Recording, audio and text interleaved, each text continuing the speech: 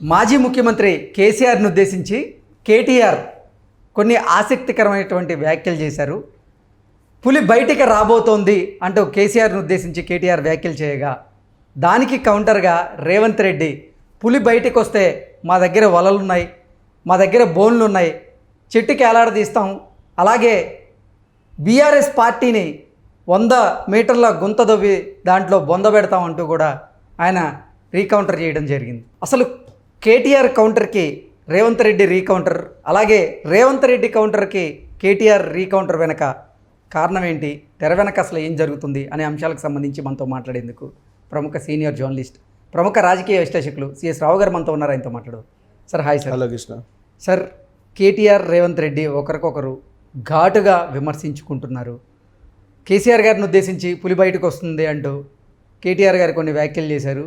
వాటికి కౌంటర్గా రేవంత్ రెడ్డి గారు పులి బయటకు వస్తే మా దగ్గర బోన్లు ఉన్నాయి, వలలు ఉన్నాయి, చెట్టుకేలాడ తీస్తామని, అలాగే బీఆర్ఎస్ పార్టీని 100 మీటర్ల లోతులో గుంటతో పార్టీని బొంద పెడతామంటూ కూడా కొన్ని వ్యాఖ్యలు చేశారు. దానికి మళ్ళీ కౌంటర్గా కేటీఆర్ గారు మనం అంటే బీఆర్ఎస్ పార్టీని 100 మీటర్ల గుంటలో బొంద పెట్టడం పక్కన పెడితే 100 రోజుల్లో మీరు ఇచ్చిన హామీలను నెరవేర్చే దిశగా అడుగులేయండి అంటే కూడా ఆయన మళ్ళీ కౌంటర్ వేశారు. ఏంటి సార్ అసలు తెర వెనక ఏం జరుగుతుంది? ఇప్పుడు ఈ కామెంట్లు పులి బయటకు వస్తుంది, పులి బయటకు వస్తే మీరు ఎవరు నిలబడలేరు అనేటువంటి కామెంటు ఎప్పుడు చేశారు? ఆయన జగన్మోహన్ రెడ్డి కేసీఆర్ దగ్గరికి వచ్చి వెళ్ళిన తర్వాత చేశారు. ఇది గుర్తుపెట్టుకోవాలి మనం. జగన్మోహన్ రెడ్డి కేసీఆర్ దగ్గరికి వచ్చారు పరామర్శించడానికి. ఎప్పుడు? ఈయన తుంటి విరిగి కింద పడిన 4 రోజుల తర్వాత వచ్చారు. తుంటి విరిగి కింద పడి ఆపరేషన్ అయిపోయి హాస్పిటల్లో ఇంటికి వచ్చి రెస్ట్ తీసుకుంటున్నటువంటి టైంలో 30 డేస్ సుమారుగా అయిన తర్వాత జగన్మోహన్ రెడ్డి వచ్చి దాదాపు 45 నిమిషాల పాటు వాళ్ళిద్దరు ఏకాంతంగా మాట్లాడుకున్నారు. ఆ ఏకాంతంగా మాట్లాడుకున్నటువంటి సందర్భంగా వచ్చినటువంటి గాసిప్స్ ఏంటంటే, రేవంత్ రెడ్డి ప్రభుత్వాన్ని పడగొట్టడానికి కుట్ర పన్నుతున్నారు అనేటువంటిది ఆ రోజు బయటకు వచ్చినటువంటి న్యూస్. ఏంటి, ఎందుకు జగన్మోహన్ రెడ్డితో కలిసి కుట్రపడుతున్నారు అంటే, కేసీఆర్కి చేతగాకనా అని అంటే, మాయల ప్రకీర్ణ ప్రాణం చిలకలో ఉన్నట్టు రేవంత్ రెడ్డి యొక్క ప్రభుత్వం యొక్క ప్రాణం పొంగులేటి శ్రీనివాసరెడ్డి దగ్గర ఉంది. ఈ పొంగులేటి శ్రీనివాసరెడ్డి ఎక్కడున్నారు? జగన్మోహన్ రెడ్డి దగ్గర ఉన్నారు. కాబట్టి జగన్మోహన్ రెడ్డి దగ్గర స్విచ్ చేస్తే తెలంగాణ ప్రభుత్వం రేవంత్ రెడ్డిది కూలిపోయేటువంటి అవకాశం ఉంది అనేది బీఆర్ఎస్ పార్టీ ఎప్పటి నుంచో ఎత్తుగడలు వేస్తుంది అనేది ఒక టాక్ నడుస్తుంది రాజకీయ వర్గాల్లో. ఎందుకు ఆ విధంగా అని అంటే, పొంగులేటి శ్రీనివాసరెడ్డి కీలకమైనటువంటి లీడరు.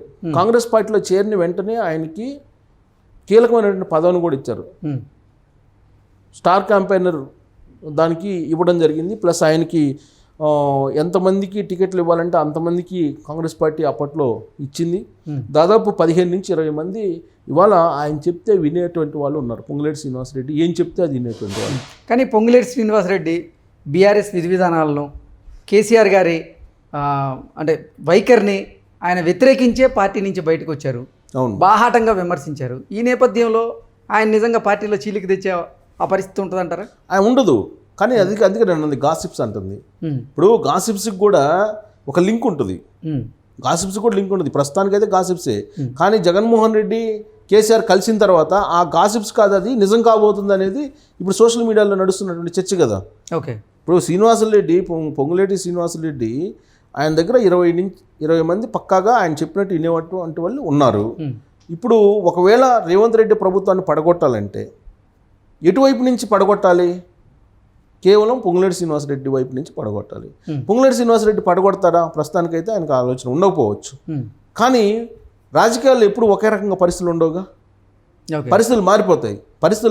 పరిస్థితులకు అనుగుణంగా రాజకీయ నాయకులు నడుస్తూ ఉంటారు. అలా నడవకపోతే రాజకీయంగా ఎదిగి రాలేరు, రాజకీయంగా కూడా ఉండలేరు. రాజకీయాల్లో శాశ్వత శత్రుత్వం ఉండదు, మిత్రత్వం కూడా ఉండదు. ఇంకోటి ఏంటంటే, జగన్మోహన్ రెడ్డి ఏ చెప్తే పొంగులేటి శ్రీనివాసరెడ్డి అది చేస్తారనేది వాళ్ళ గురించి తెలిసినటువంటి వాళ్ళు చెప్పేటువంటి మాట. ఓకే, సో జగన్మోహన్ రెడ్డి తెలియకుండా పొంగులేటి శ్రీనివాసరెడ్డి కాంగ్రెస్లో చేరలేదు, తెలిసే చేరాడు.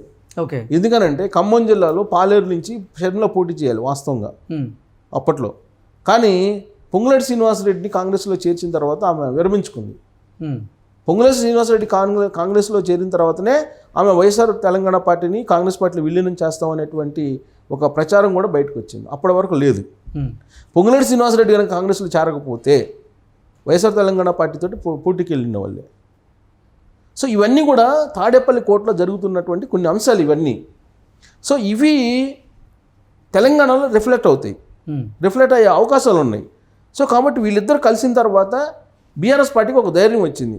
ఆ తర్వాత ఏం చేస్తున్నారు, చీత్తే ఊడిపోయి ముక్కు రేవంత్ రెడ్డి ప్రభుత్వం ఉమ్, ఎన్ని రోజులు నిలబడిద్ది, లోక్సభ ఎన్నికల తర్వాత అసలు ఉండదు ఆ పార్టీ, ఇలాంటి ప్రచారం చేశారు కదా. ఈవెన్ బీఆర్ఎస్ పార్టీ నుంచి ఆయన కడియం శ్రీహరి ఇలాంటి వాళ్ళు అన్నారు కదా, ఈక్వేషన్ చెప్పారు కదా. పైగా మొన్న రీసెంట్గా కేటీఆర్ ఏమన్నారు, ఇంకొక 8 స్థానాల్లో మేము కానీ గెలిస్తే కనుక స్వల్ప మెజార్టీతో ఓడిపోయాం, ఆ 8 స్థానాల్లో గెలిస్తే మేము హంగ్ ప్రభుత్వాన్ని ఏర్పాటు చేసినాం, సంకీర్ణ ప్రభుత్వాన్ని అని చెప్పారు కదా. ఉమ్, అంటే ప్రభుత్వాన్ని పడగొట్టడానికి నిమిషం ఆలోచిస్తున్నారు, వ్యూహాలు పండుతున్నారు అనేదానికి ఇలాంటి కామెంట్లని నిదర్శనంగా తీసుకోవచ్చు కదా. ఒకటి. రెండు, ఇది ఇలాంటి ప్రయత్నాలు చేస్తున్నారని చెప్పి నిఘా వర్గాల ద్వారా తెలుసుకున్నటువంటి రేవంత్ రెడ్డి మెదక్ నుంచి ఆపరేషన్ స్టార్ట్ చేశారు. 4 ఎమ్మెల్యేలు బీఆర్ఎస్ పార్టీ ఎమ్మెల్యేలు కలిశారు రేవంత్ రెడ్డిని, కలిశారు కదా. రాబోయేటువంటి రోజుల్లో మరింతమంది కలిసేటువంటి అవకాశం ఉంది. పైగా వాళ్ళు ఏం చెప్తున్నారు, ఇప్పుడు మేము 100 సార్లు కలుస్తాం, 1000 సార్లు కలుస్తాం రేవంత్ రెడ్డిని, పార్టీ మారుతున్నారని చెప్పి మీరు ప్రచారం చేసుకుంటే ఎట్టా అని చెప్పి వాళ్ళు కలిసిన వాళ్ళు చెప్తున్నారు. ఇంకొక స్టెప్ వేసి రఘునందన్ ఏం చెప్తున్నారు, బీజేపీ అసలు హరీష్ రావే పంపించాడు రేవంత్ రెడ్డి దగ్గరికి ఎమ్మెల్యేలని అని చెప్పి ఆయన చెప్తున్నారు.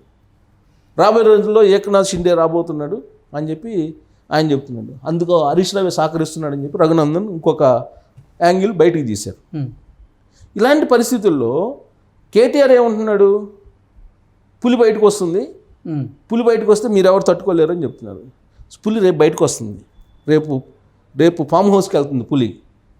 కేసీఆర్ ఫామ్ హౌస్కి వెళ్తున్నారు. ఫామ్ హౌస్కి వెళ్ళి లోక్సభ ఎన్నికలకు సంబంధించిన రివ్యూ మీటింగులు పెట్టుకుంటున్నారు.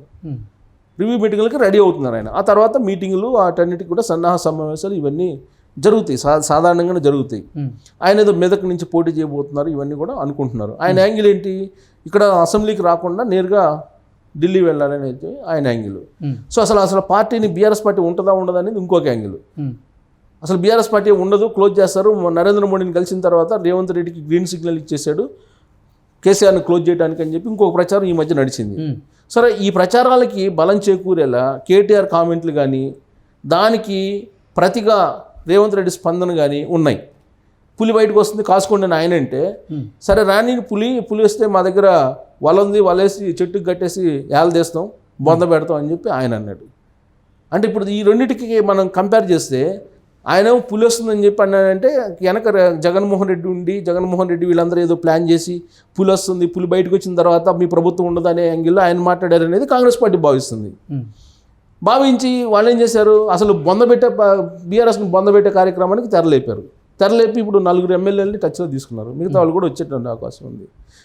ఆ యాంగిల్లో ఆయన ఉన్నాడు. అంటే ఇప్పుడు వాళ్ళ రెడీగా ఉంది, వేలాడ తీయడానికి రెడీగా ఉన్నాడు రేవంత్ రెడ్డి. ఇవన్నీ జరగాలంటే కనుక లోక్సభ ఎన్నికల వరకు ఈ ప్రతి కామెంట్లు ఇవన్నీ మనం వింటాం కూడా. రకరకాల కామెంట్లు వింటాం. ఇదే కాదు, ఇంకా చాలా కామెంట్లు మనం వింటాం. అయితే దీని అంతటికి కారణం ఏంటంటే జగన్మోహన్ రెడ్డి వ్యవహారం. జగన్మోహన్ రెడ్డి వేసేటువంటి స్టెప్స్ ప్రకారమే ఈ మొత్తం ఆధారపడి ఉంది. బీఆర్ఎస్ బతికి బట్టకట్టాలంటే జగన్మోహన్ రెడ్డి సహకారం అవసరం ఇక్కడ. అందుకే జగన్మోహన్ రెడ్డి బలం చూసుకుని జగన్మోహన్ రెడ్డి కలిసిన తర్వాతనే ఈ కామెంట్లు వస్తున్నాయి. ఎట్టోడైనా మట్టోడైనా మనోడే కావాలని ఆయన చెబుతున్నాడు, ఎవరు, కేటీఆర్. ఇంకొక వైపు జగన్మోహన్ రెడ్డి అండ కావాలని చెప్పి తెర వెనుక ప్రయత్నాలు చేస్తున్నారు. జగన్మోహన్ రెడ్డి అండ ఎందుకు, ఢిల్లీ నుంచి వయా తాడేపల్లి తెలంగాణ రాజకీయాలు నడవడానికి. అందుకే ఆయన జగన్మోహన్ రెడ్డి వచ్చినప్పుడు ఏ విధంగా ఒక ప్రోటోకాల్ ప్రకారం అందరూ బీఆర్ఎస్ పార్టీకి సంబంధించిన నేతలు ఏ విధంగా నుంచొని బొకేలు ఇచ్చి లోపలికి తీసుకెళ్ళేలా మనం చూస్తున్నాం. పరామర్శించడానికి వచ్చిన వాళ్ళకి ఏ విధంగా వాళ్ళు ప్రోటోకాల్ ఇచ్చారో మనం చూసాం కదా. అంటే అంత గౌరవం ఎందుకు ఇచ్చారని అంటే జగన్మోహన్ రెడ్డితో పని ఉంది వాళ్ళకి. పులి బయటకు వస్తుంది కదా, బయటకు వచ్చినప్పుడు పులి ఎవరిని దొరికితే వాళ్ళని కాటేయాలి, అంతే కదా. ఆకలితో ఉన్నటువంటి పులి ఏం చేసేది? కాటేయాలి. కాబట్టి ఇప్పుడు జగన్మోహన్ రెడ్డిని అడ్డు పెట్టుకుని ఏదో చేయాలనే ప్రయత్నం చేస్తున్నారనేది రేవంత్ రెడ్డి యొక్క అనుమానం. ఓకే. అందుకే రేవంత్ రెడ్డి కూడా అప్రమత్తం అయ్యి బీఆర్ఎస్ పార్టీని వాళ్ళతోటి ఏలదీయడానికి బొందబెట్టడానికి రెడీ అయ్యాడు ఆయన.